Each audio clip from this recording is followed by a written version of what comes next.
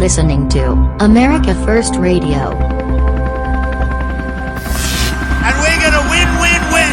And we're gonna make America great again.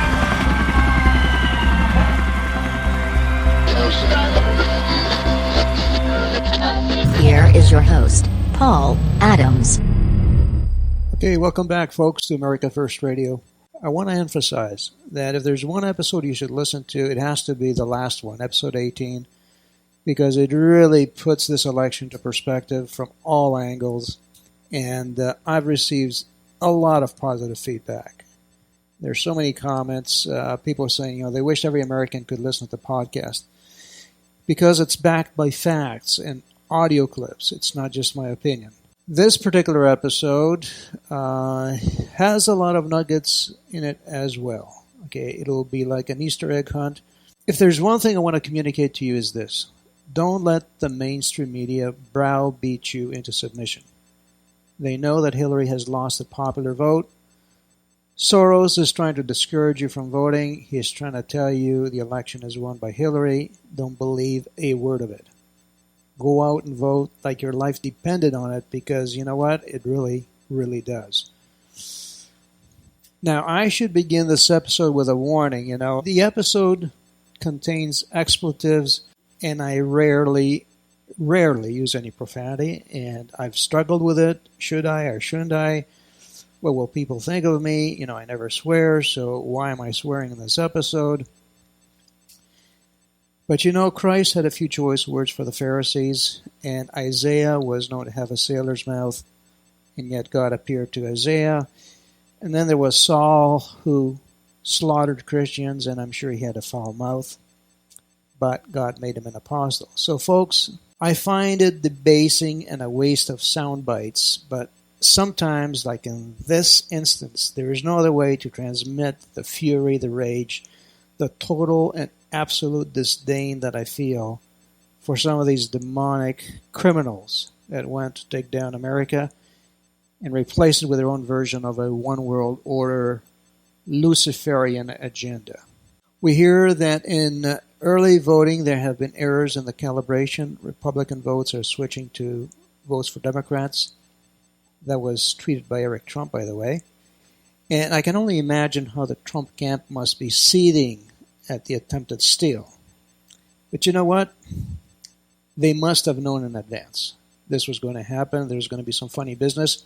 I had suggested a while ago, months ago, that machines should be tested and calibrated before the voting, during the voting, and after the voting. So you have 3 benchmarks to detect any anomalies. So much for that. I guess the message never got through. Instead, we have Homeland Security along with the Pentagon and the FBI monitoring the voting. Right. At some point in the future, because now it's too late, okay, but at some point, our future depends on a total, transparent democracy. We have to transition with the times, and like I've said so many times before, it will take a triple secured, hack-proof U.S. citizen online account, have every citizen e-verified, and then have them vote online in a hack-proof secured account, just like you have a bank account or a PayPal account or an eBay account. Or think of the NSA and its internal cyber network, or IBM or the FBI. They all have cyber networks. How about a We the People cyber network, an account? Do you think the central banks have secured accounts? Do you think a central bank is going to risk getting hacked? Will never happen, okay? And if they tell you it has happened, don't believe it, because that's just an excuse to get you to think that you can't have a citizen online account. So if we're going to have a government that is truly of, by, and for the people, what's wrong with giving each citizen in the Union an online account to vote in elections, national, state, and local, to vote on referendums, to vote on the impeachment of rogue players in government, and to even veto resolutions? Because you know what? Switzerland is going that route. They're going towards direct democracy. They are integrating technologies. They are taking baby steps towards full direct democracy because they are sick and tired of the corruption. Folks, the foundation is cracking, okay? It's leaning, and there must be, in due time, some major changes. Not cosmetic, but elementary structural changes. And that'll take some rigorous discussion, public debate. We need to take it a quantum leap and become the beacon of freedom for the rest of the world. Not just through unilateral edicts, because any executive order to change the Constitution without some consensus at the grassroots level by the people will, first of all, not give people ownership to the solution. And second, it will come across as just another executive order. And we, the people, have come to loathe executive orders. Just remember, the people are the employers of their government and elected officials. So, once again, we need a comprehensive discussion that is centered on upgrading the Constitution, which is, by the way, a living, breathing instrument. You know, it's not by coincidence that we have 27 amendments. If the Constitution was carved in stone, there would have been no amendments or the Bill of Rights. There would have been no 11,500 propositions for amendments since 1789. So that should be proof enough, prima facie evidence. The Constitution is a breathing, living instrument, not to mention that the Founding Fathers meant it to be a malleable instrument. And besides, if you think about it, the Constitution is the social contract drafted at the behest of we, the people, not at the behest of the governors of the people. The employee cannot dictate to the employer the terms of employment. The people are the employer. So get the people involved in their Constitution, use cutting-edge technology to create discussion forums, polls, let the people have ownership of their government. I'm being repetitive here, I know it, but it seems like the only way to get through is to keep repeating the obvious. We cannot keep doing what we've been doing and expect different results. People, no matter how long they serve, will always be susceptible to corruption. So that should be the number one item when it comes to constitutional reform. How do we make this a government that is truly of, by, and for the people? Period. And yes, a constitutional convention to address term limits and election reform is a must, but that is cosmetic. It's a retrofit. It doesn't go to the heart of the issue, which is how can the people be ensured they have the power to vote, to impeach, to veto, and to amend their constitution. Because let me tell you, the next time a new sheriff is elected as president, he can easily turn a blind eye to the corruption, and the reduced term limits will mean nothing. We, the people, must be able to press the eject button in the future, or the people will be left holding the bag again and again and again. We need to empower the people by making the president accountable to the people. Now, if you have any alternative models of government that are more robust, please suggest them. Gather your families and discuss and brainstorm. We need out-of-the-box patriots to brainstorm. Okay, now back to the election. At this point, Hillary is running to stay out of jail, okay? Because she knows as day follows night that Mr. Trump will put her away for a very, very long time. If the optics in the Al Smith dinner are any indication, with the cardinals separating Hillary and Mr. Trump, we may be witnessing some kind of brokered immunity for Hillary, because everyone just seemed a little bit too cozy at the table. Of course, what do I know, right? I'm speculating here. Hillary should have been sweating bullets, and she wasn't. Maybe it was her meds, who knows. So what's really at stake here for the opposition, folks, besides Hillary going to jail? Well, let's see. The 9/11 investigation will reopen, as promised by Mr. Trump, which means that Saudi Arabia and the Bushes and Israel and many other actors behind the curtains will be called out to take a bow. And it also means the swamp will be drained and the corruption will end. It'll mean globalists will no longer be able to foment phony wars for profit. That's a biggie. You see, the globalists need boogeyman to keep the arms industry humming.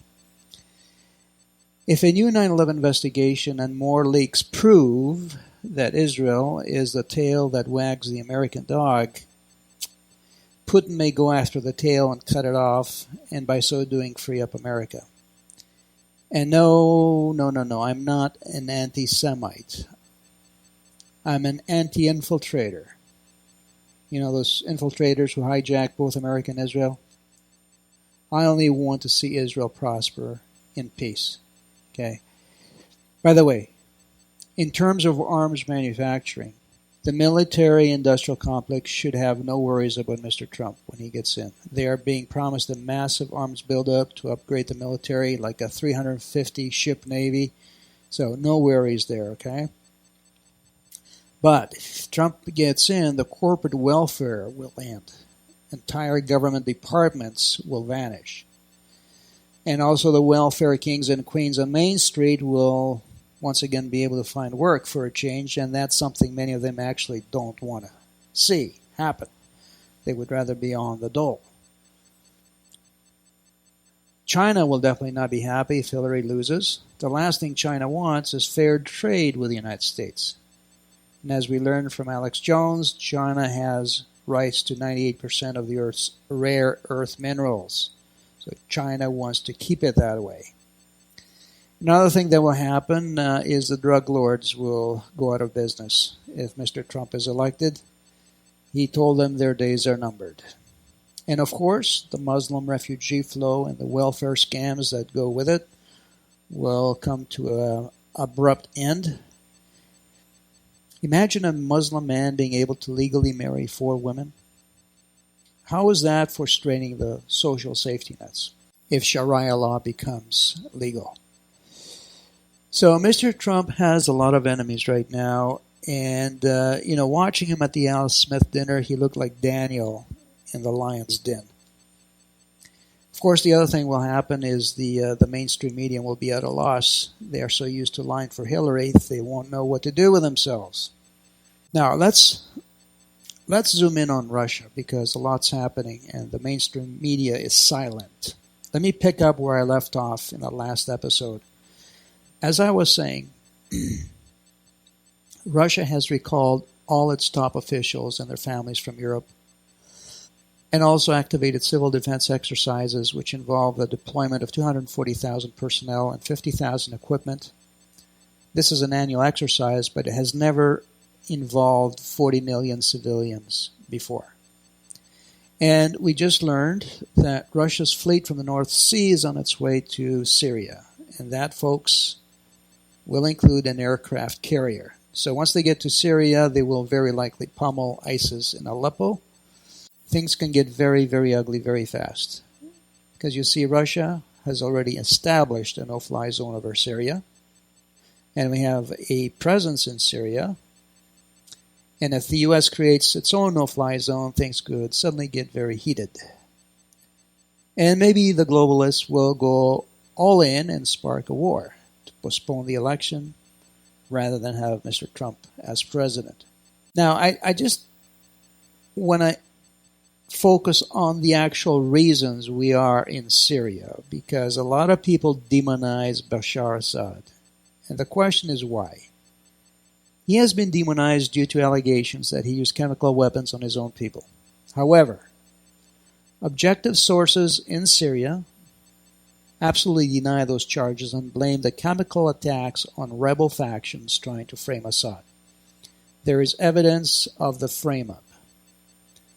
Now, unless there are other reasons that I'm not aware of, in my humble opinion, I don't see why he's being demonized by dogs of war like John McCain and Lindsey Graham and the neocons. But even if he was a bad guy, let's say for the sake of argument that Assad is one really bad dude that has done a lot of bad things to his own people.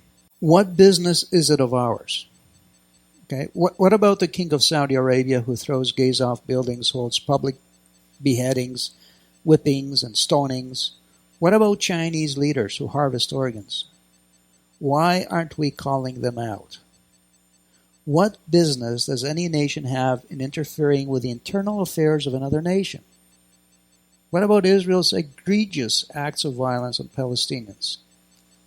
Well, I know. I know Palestinians use their people as human shields. Okay, let's not use Israel as an example. Let's say that Israel has never, ever committed atrocities towards civilians in the Middle East, not even a single time, not in Lebanon, not in Palestine, not ever. So banish the thought. Stick with me. What could we say about what American leaders did in Waco, Texas, or the abdication of duty by presidents in the wake of hurricanes? Isn't their failure to provide relief the equivalent of gassing their people with chemical weapons? Or how about not coming to the help of Ambassador Stevens after he requested backup more than 600 times? Or how about the whole Vietnam Gulf of Tonkin Kabuki fiasco that plunged us into a war? Or the sinking of the Maine, or the Lusitania, or 9/11? Or how about the Iraqi invasion? How about funding and training ISIS? Was moving too slowly, but the fall of Ramadi has galvanized the Iraqi government. So with the additional steps I ordered last month, we're speeding up training of ISIL forces, including volunteers from Sunni tribes. By the way, Iran has captured 2 more of our people, and they are asking a fortune to release them. Thank you, Mr. Obama, for setting the precedent for future extortions and kidnappings. Of course, having Valerie Jarrett as your advisor must have helped. Miss Jarrett is a Muslim Iranian whose ambition, as per her school yearbook, has been to Islamize the United States. So my question is this. Should a foreign power, or even NATO, be pummeling the United States with neutron bombs for all the havoc our presidents have unleashed abroad and at home? Let's get real, folks. The real reason Bashar Assad has been demonized is because he stands in the way of a Saudi pipeline that would cross Syria and supply oil to European markets. It's also about oil fields in Syria, which Israel covets, and it's also perhaps about propping up a Rothschild central bank in Syria. It's all about money. But the mainstream media will also tell you Assad needs to be replaced because he has been in office too long. Really? Compared to who? Compared to some of our people in Congress? So Russia is now getting serious. Its fleet is on its way to Syria, and an attack on Russia would be an attack on China and Iran invariably. Putin has seen this kabuki theater in our elections. He has read the WikiLeaks, the non-stop lying, and how we have accused him of hacking, and how now we are talking about placing sanctions again on Russia. And Putin is now very serious. Time for games is over, and I don't blame him. I think America will have its butt whipped if we keep poking the bear. It could turn nuclear, folks, and it would be maybe NATO or the U.S. that would be very likely the first one to press the button. And a world war would, of course, play into the hands of the Muslims, who look forward to the holy war to end all wars so that their own version of the apocalypse can usher in their last mufti, who, according to their beliefs, with the help of Jesus, will wipe out all infidels and bring about an era of peace, which is basically the same endgame the Luciferians have in mind. So, do you really want to offer up your children as a sacrifice in wars fomented by the globalist elite? Because if you feel the need to be patriotic, vote for Hillary, and your wish will come true. She will make sure the weapons manufacturers stay profitable with new wars, and will definitely make sure Russia is demonized and that Iran is framed so that it's in contravention of the nuclear deal it has signed, and that there is a hot war with China, which will, at the end of the day, make China the preeminent world power. You got all that? Vote for Hillary if you want to see hell unleashed on earth. Keep drinking her Kool-Aid so you can feel comfortably numb. The fact that you will even show up at her rallies or listen to her on TV means you are willing to be duped. You are prepared to suspend your common sense, your logic. You are prepared to feed your sons and daughters to the beast because you want someone with a vagina in the White House. I mean, I have no problems having a president with a vagina in the White House, but why a like Hillary? And by the way, the C word has its etymology in the landmark in London. It's a street called Gropekunt Lane. Let's get real, folks, okay? Let's get damn real, because Lucifer sure as hell is real, and so is God. And this nation has been set up by and will always be a nation under God, not under Lucifer. I hope I made my point. Sometimes I get really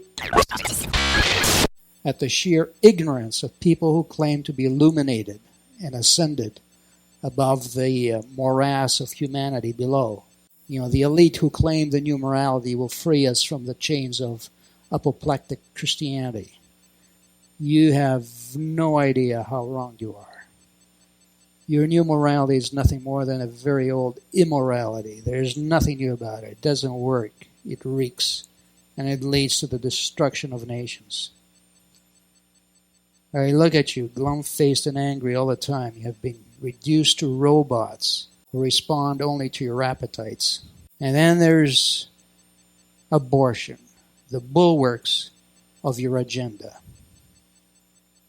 So I got to get this off my chest, because some of our best and brightest are arriving dead on arrival. We will never know what geniuses and leaders we have aborted. Who knows how many Martin Luther Kings stood waiting to come on earth until they were aborted. Someone, please help me understand the argument of the woman's right to her body and why it only applies while she is pregnant. What happens to her right to her body after the baby is born? Does she suddenly have no right to her body after she gives birth? If she is staying up all night and breastfeeding and she's getting irritable from lack of sleep, or her breasts engorge and become ginormous, do her rights to her body suddenly come to an end after the baby is born? Because it is an inane argument. Do you see how lame this argument is? Why can't she ask that her toddler be killed or taken from her to preserve her rights to her body, her rights to her mental and physical health, if her rights to her body are so vital? And another thing, a baby is a byproduct of two sets of chromosomes. Why doesn't the father have a say as to whether the life he has co-created gets to live or die? This was a cooperative effort. The baby is the byproduct of two people, and both should have a say. It's like you enter into an agreement to build a car, and you're both going to contribute equal number of parts, and you agree to both maintain it after it's completed, and one partner agrees to build it in her garage. Then one day she decides she doesn't want the car in the garage any longer and doesn't want to care for it after it's built. So she decides to scrap it or sell it without consulting with her partner. Do you follow me? Do you think maybe her partner may have an issue with that? Just because you don't want the car in your garage, your partner may find a garage for it or may want to care for it. So what about the father in this pregnancy? Why doesn't he have a claim on his offspring? Let's put it this way. If men were the ones who were bearing children, I can just hear the outrage from women who would want to keep the baby when the men wanted it aborted. Well, Paul, don't you know that a baby is not a person until it's born and begins to breathe? Really? When we become sick and depend on blood transfusions from others and life support systems, are we suddenly not our own person? When we become senile and can't communicate, are we suddenly not our own person? When someone is having a heart transplant, is that person temporarily not a person because his heart is for a brief moment not in his chest during the operation? There is absolutely no compelling argument for abortion other than the mother's life being in danger, or severe deformation of the fetus, or rape of the mother, and even that last one is debatable. So deal with it, because America's greatness may well depend on reversing Roe versus Wade. If pro-choice is the only thing that makes you vote for Hillary, you are one sad case. I won't belabor the point. Let's move on. Folks, there's no longer left or right, okay? There's only making America great or letting it sink further into the swamp of corrupt globalism. You're either for a corrupt free nation state, a sovereign republic, or you are for another European Union, another failed experiment. And what follows a failed state? Well, the introduction eventually of a totalitarian one-world government. Moving on, President Rodrigo Duterte of the Philippines has officially declared his alignment with China. So the Philippines is now, for all intents and purposes, a satellite of China, and watch now how China jumps on this development and sets up military bases in the Philippines and all around it. You know, as I listen to a lot of people, especially Alex Jones, we are on the same wavelength here. You can cut the tension with a knife. You know, I wake up in the morning and I can just feel it as we edge closer and closer to some point of no return. America will forever be transformed one way or another after November the 8th. Guaranteed. At this point, one thing is very clear. Soros and the globalists sounds like a name for a band. Someone should use this. Has a certain ring to it.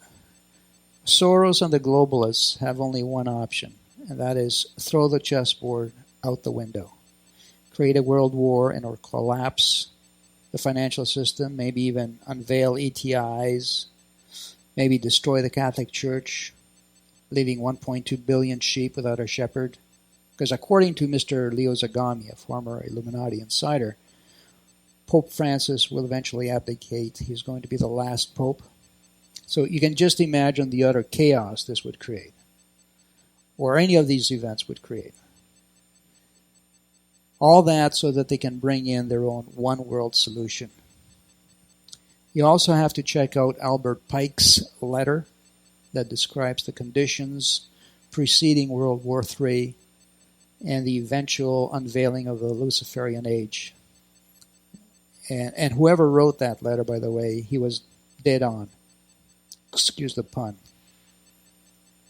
On a different note, I would hope that Canada eventually will be purchased from the Queen of England in another kind of Louisiana purchase.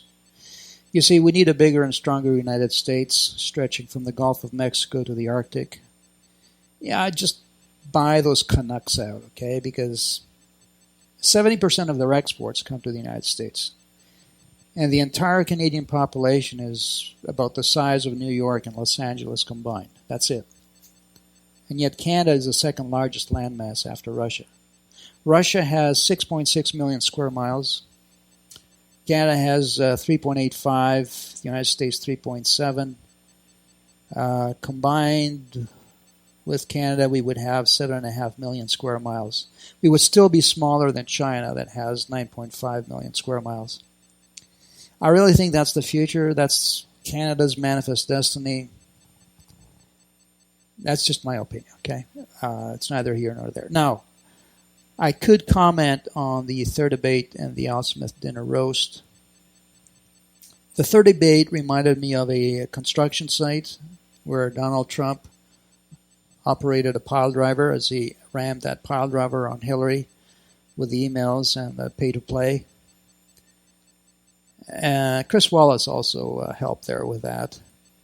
And then he did that again, Al Smith roast. There was something surreal about that whole setting. I saw Kissinger hover over to Hillary afterwards. He was very perturbed. Mr. Trump looked implacable, debonair, assured. I loved his Rosie O'Donnell line. I'm really glad he's warming up to her because, folks, just between me and you, Rosie is a hero. She put her career on the line by dissing the official 9/11 story. Just think about that. Rosie and Mr. Trump, I think, have a lot more in common than they know. And what better accomplishment on his resume when he goes to broker the Palestinian-Jewish peace deal than to claim he signed a peace treaty with Rosie O'Donnell. So I think that's just a shoo-in.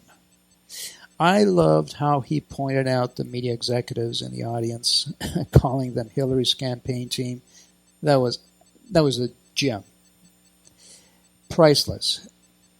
Hillary, as always, sounded prepped, scripted, coached, like she just graduated from a master's acting class. And thankfully, she did not seize up like she did on 9/11. And that would have been a great zinger for Mr. Trump.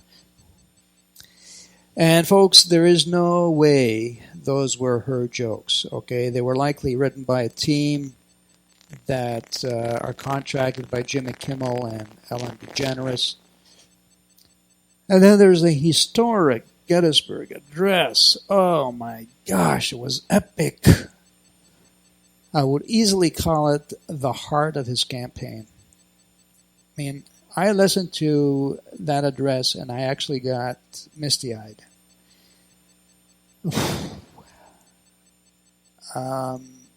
He was cool, calm, collected. He spoke like he had been prepared for this moment his entire life, even before he was born, that he was meant to be there. He has come at the right time for this historic election. And when he said, "I have no special interest but you, the American people," that clinched it right there for me. I felt his soul, his marvelous soul. I got misty-eyed. He has taken such abuse, such invective. And when you have someone with a tender heart, a big tender heart for people as he does, of course he's going to feel the pain. Who wouldn't feel the abuse? You'd have to be a half-human Terminator not to feel it. Others in his place would have caved in long ago. But I really think, well, God is on his side, obviously, but I really think his mentor in the early years proved invaluable. I'm talking about his attorney, Roy Cohn, who taught him to always attack and counterattack and countersue and never give in, never give up. And no doubt Mr. Trump's father must have taught him about, the killer instinct. It's an expression some millennials perhaps will not appreciate. But from what I've seen in the documentaries, I think some people in his past have had a great impact. I'm happy to know that I'm not the only one who gets misty-eyed when Trump speaks. Alex Jones also feels it, and many others. It is more than Mr. Trump's heart. It is the Spirit of God. It is the Spirit of freedom that just blasts out of him as he speaks. And he has said it best. He says, "This is a crossroads in the history of civilization. I take these slings and arrows gladly for you." What can I say? How can you not love Donald Trump? And when he said, quote, "I never wanted to be a politician, believe me," I felt that. I felt the sincerity. I know, he really doesn't have to do this, people, okay? He could have stayed home, comfy, cozy with his family, running his business. He just had to do it. He loves America too much. He deserves a dozen Purple Hearts, in my opinion. He is putting his life, his name, his honor, his money on the line. And like I've said before, I pray for him daily and his dear family. I also pray among many other people. I pray for Alex Jones. I can't think of anyone who has done more to bring the truth to the American people than Alex Jones. He's truly the tip of the spear. And there's others, who we appreciate, like Jeff Renz, Benjamin Fulford, Mike Savage, Roger Stone, Matt Drudge, Larry Nichols, Dick Morris. But, Mr. Trump, you're at the right place at the right time. And Godspeed. Let's do this. Let's win it once and for all and move forward. As far as the Clintons, they will go down in infamy. History will remember them as the archetypical elite criminals who will sell their souls and their country. The big question is, will they steal the election? Will the election be canceled? Will it be postponed? Will Mr. Trump go ahead and sue the DNC and Hillary for the violence they created in Chicago? Because it's now in the open, folks. The DNC is caught red-handed. And I don't know how can anyone in that party feel pride belonging to such a criminal enterprise. You see, for these people, the ends justify the means. As far as Mr. Trump's first 100-day plan, it is a concise, realistic plan. This is evidence that this is not the same man we heard from a year ago, who just knew he had to do it and not being a politician was flying by the seat of his pants. Now he is composed and he's not done yet. Okay, just wait. God's working with him. Now, notice what happened in one of the rallies. Joe Biden, in one of the rallies, actually pointed to the man in the audience who holds the briefcase with the nuclear codes. Okay? And now Joe is lecturing us about Donald Trump being dangerous. And then Hillary, in that last debate, gave our enemies a clue as to how many minutes for our nuclear response to kick in. Both of them are just buffos, incompetent schlubs, posturing, two-bit actors. And they are lecturing us about how incompetent Mr. Trump is? Give me a break. Look, if Soros thinks he will win this election for Hillary by stealing it, he is making the worst miscalculation of his entire life. And folks, the reason he wants America destroyed is because he believes that a nation as great as America will attract capital which could be invested in other countries. Because capital, as you know, is politically and economically agnostic. It knows only one thing, rate of growth. So a lot can happen between now and the election. Again, I would encourage you that you listen to the previous episode, episode 18, for a real treat, and to not get discouraged by the disinformation of Trump having lost the election to Hillary. It's a mind game. The MSM knows it. If anyone has lost the election at this point, it's Hillary. Now, let's get on to the WikiLeaks. Would you like some WikiLeaks biscuits with your tea? Because I have some here for you. Here's one from a DC insider. He wrote, quote, "Here's the key point, and you know I have been warning about this for months.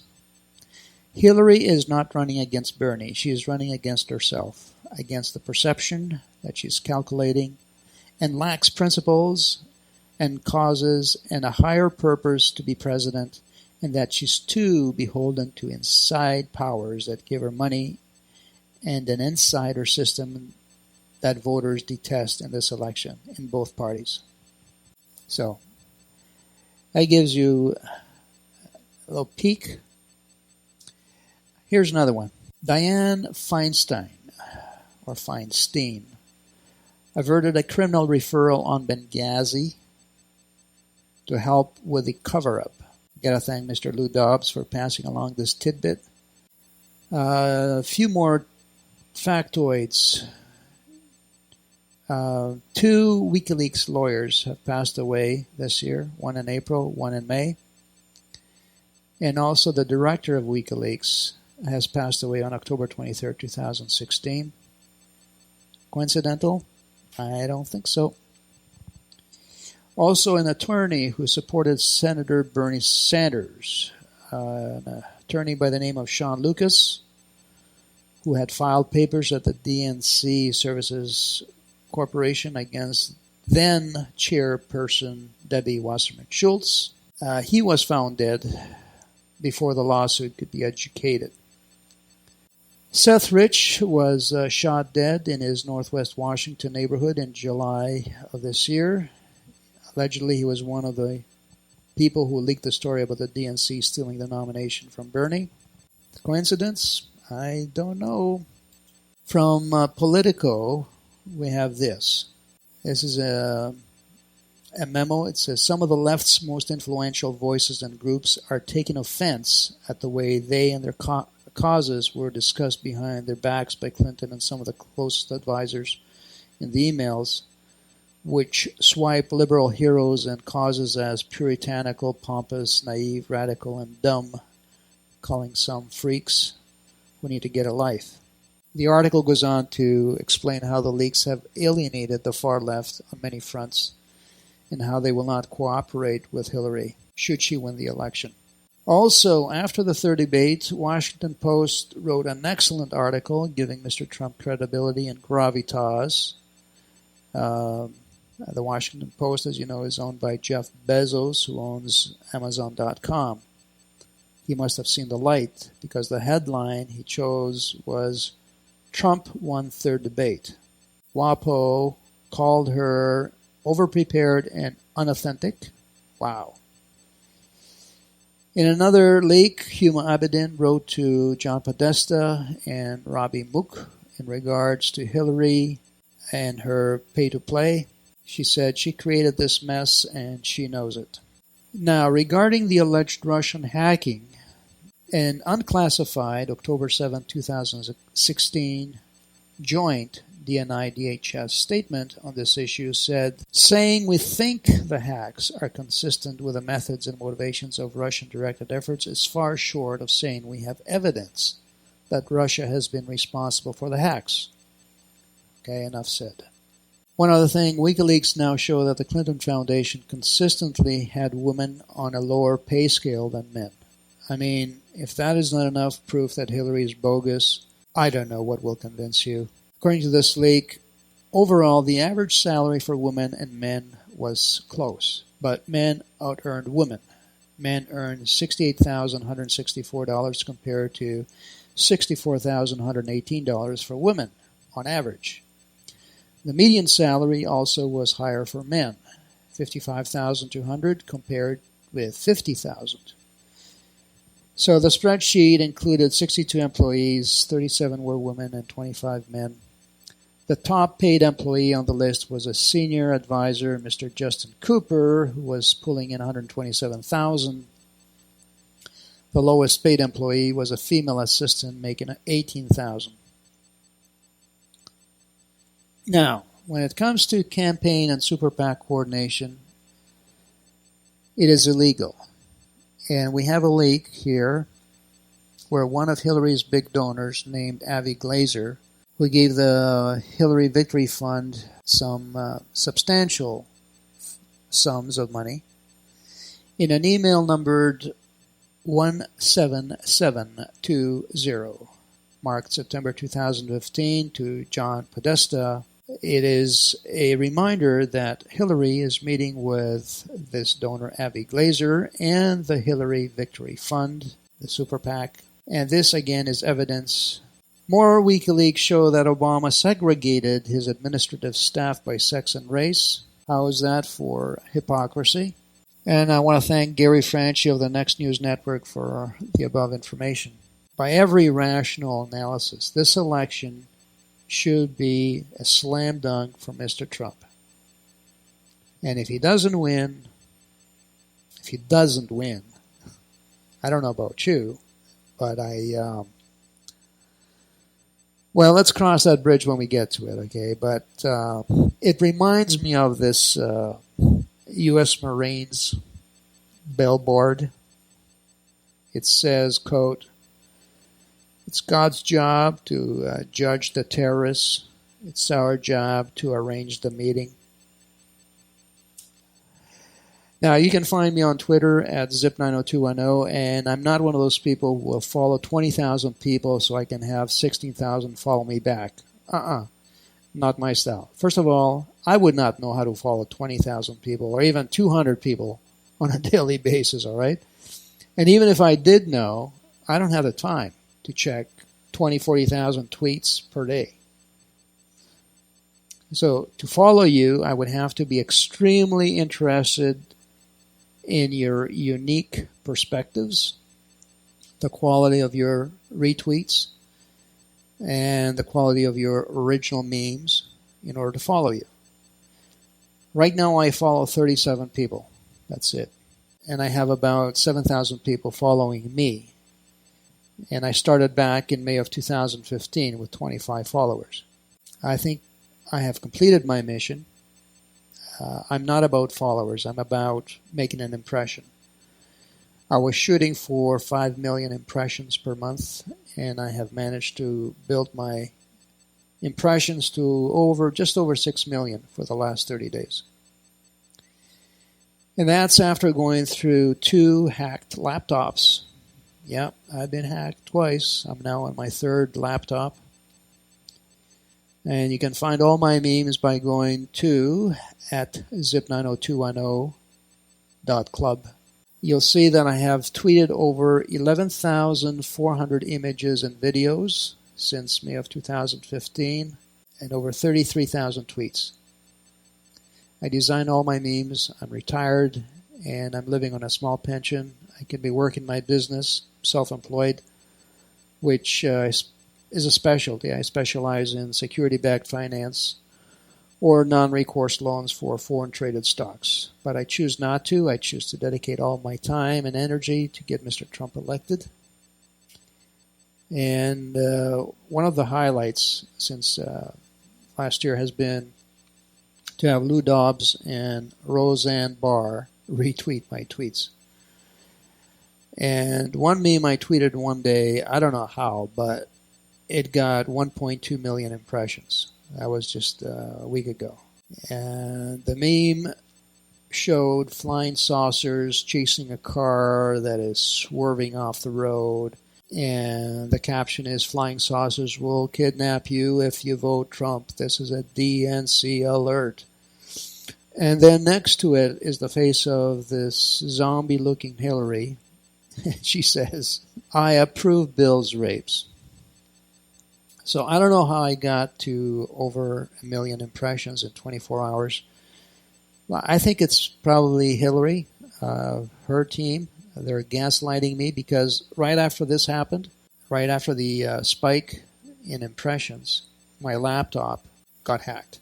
So from the time I open my eyes in the morning to the time I shut them, all my energies are focused on one thing: making America great again by electing Donald John Trump.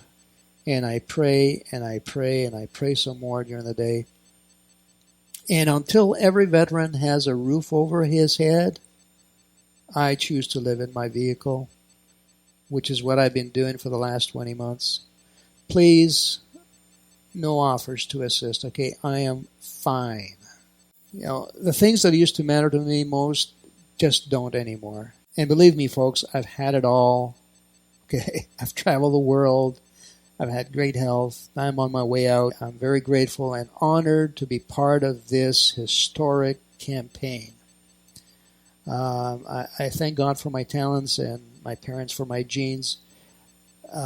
This is epic, and I'm so thankful and honored to be part of this campaign.